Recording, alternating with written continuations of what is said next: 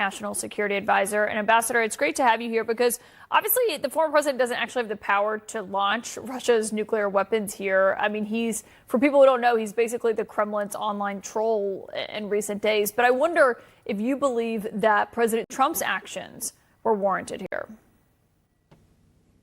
No, I don't. I think it's very risky business for a lot of reasons. Most significantly, it seems to reveal Trump doesn't really understand how our nuclear navy works and what their plan of operation is. As for Medvedev, it's true he's a former Russian president, a former prime minister, in fact, always subordinate to Vladimir Putin. Right now, the position he holds is equivalent to Deputy National Security Advisor in the United States. And it's just really very ill-advised to have the president responding to somebody like that, whatever they're tweeting on whatever subject. Even if somebody should respond to him, it shouldn't be the president. But more fundamentally, what Trump may not be understanding here, in which the Kremlin could be misreading, is how the ballistic missile nuclear submarines that we have operate and how they function and serve basically as our second strike capability in the event of a nuclear war. The Ohio-class submarines, the ones that carry the ballistic missiles, don't sit around in port. They're out in a complex, obviously highly classified schedule on what are called extended deterrence patrols. That is to say, a sufficient number of them are in position right now to retaliate against a Russian nuclear attack. That's why they're put out there, so they don't have to go anywhere. They're already there and are hopefully undetectable, so that a Russian or later a Chinese first strike can't take them out at the beginning. So to say he's going to move those kinds of submarines anywhere indicates he doesn't know how they work right now.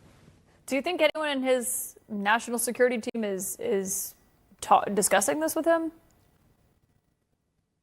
I have no idea.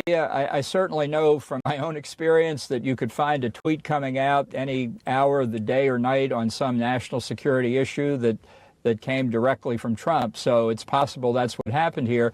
I hope somebody from the Pentagon who understands the disposition of the nuclear force explains this to Trump at some stage. And as I said, while the ballistic missile submarines are core to our second strike capability, they are also perfectly capable of being part of a first strike on Russia. So you could see people in the Kremlin, obviously always nervous about our capabilities, believe that Trump is trying to insinuate that he may be considering a first strike, which is even more dangerous. Yeah, well, and this is coming as his envoy, Steve Witkoff, who was in Gaza today, is going to Russia, I believe, today. The president said he was going right after he left Gaza. The last visit that Witkoff made to Russia did not result in any concrete changes. Obviously, the war is still raging in Ukraine. Do you expect a different outcome this time, potentially? No, I don't. I don't think Putin takes the threat seriously that Trump has been making about secondary sanctions, which would involve more sanctions, more tariffs, whatever, on countries like India and China that have been buying Russian oil and gas contrary to U.S. and EU sanctions because of the war in Ukraine. Putin, for whatever reason, thinks that the Russians are winning in Ukraine despite the horrific human cost. And obviously, after 6 months of trying to get a ceasefire, Trump has failed. No indication that's going to change. Yeah, we'll see if it does. Ambassador John Bolton, great to have you. Thank you for your time tonight. Thank you.